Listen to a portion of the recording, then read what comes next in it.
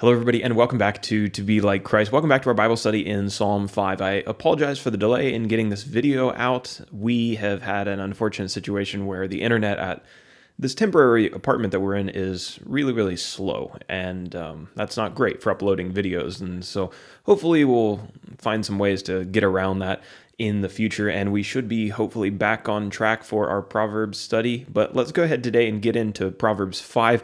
If you want the free PDF, you can download it. There are links in the description. You can get it on our website at tobelikechrist.com. Our first section is always our breakdown of the book of Proverbs. We've broken it down into three major sections. The first section is chapters 1 through 9, the way of wisdom versus the way of folly. And that's the section that we're in today, being in chapter 5.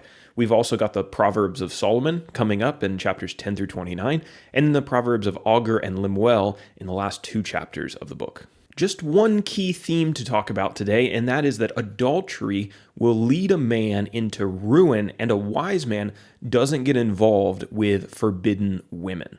Okay, now to our definitions. We've got three to look at. The first one is wormwood.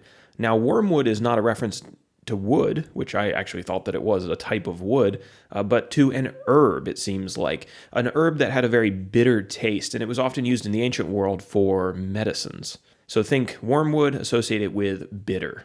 Sheol, we talked about this one before. It appears in verse 5. This is the place of the dead or the grave. And then finally, a cistern. Most of the older generation is probably going to know what this is, maybe not the younger generation.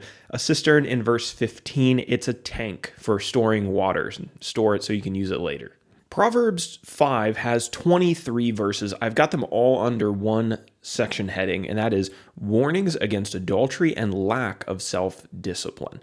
We're going to talk about how wise people don't get involved in relationships that they shouldn't be involved in, forbidden relationships. This chapter is primarily a warning against adultery and the ruin that it brings to a man. Solomon says that a forbidden woman can be very appealing. Solomon writes, quote, "The lips of a forbidden woman drip honey, and her speech is smoother than oil."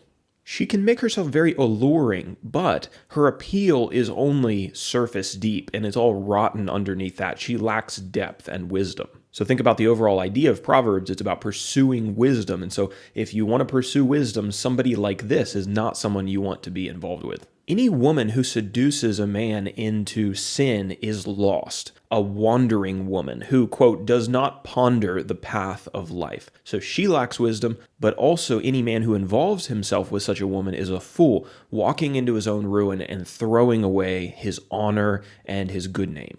Any man who ends up falling into her trap is eventually going to grow to regret his decision and to berate himself over the lack of discipline that he had that got him into that situation in the first place. Solomon encouraged men to find satisfaction in their own wives. He likens a man's sexual desire to thirst, and he writes that every man should quench his thirst by drinking from his own cistern or his own water supply, finding his satisfaction in his own wife, basically.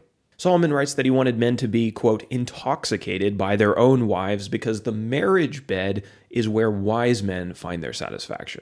The proverb concludes with the statement in verses 22 through 23, which I'll read for you. "The iniquities of the wicked ensnare him, and he is held fast in the cords of his sin. He dies for lack of discipline, and because of his great folly, he is led astray." And for our application today, I want to continue on with this thought about lacking discipline and how a person can be destroyed for lack of discipline. Self-discipline is a trait that we need to practice early in our lives because you'll always pay for a lack of self-discipline later. Self-discipline in terms of morality is of supreme importance, especially when we're talking about sexual temptation.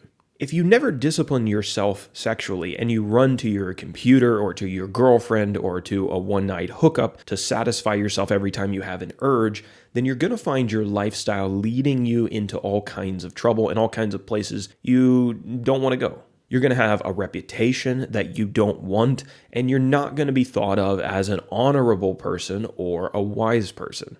We need to begin as soon as possible to exercise the muscle of self-discipline. And we also need to recognize that we need God's help to succeed in our struggles in winning those battles against temptation because our flesh is weak. One of Solomon's key points in this proverb and the application we want to take away today. There was never a wise man who was not also a self-disciplined man. Godly men are not controlled by their passions. They are not slaves to their cravings. So that's our study in Proverbs chapter 5 today. Lord willing, we'll be back on schedule to talk about Proverbs chapter 6 tomorrow.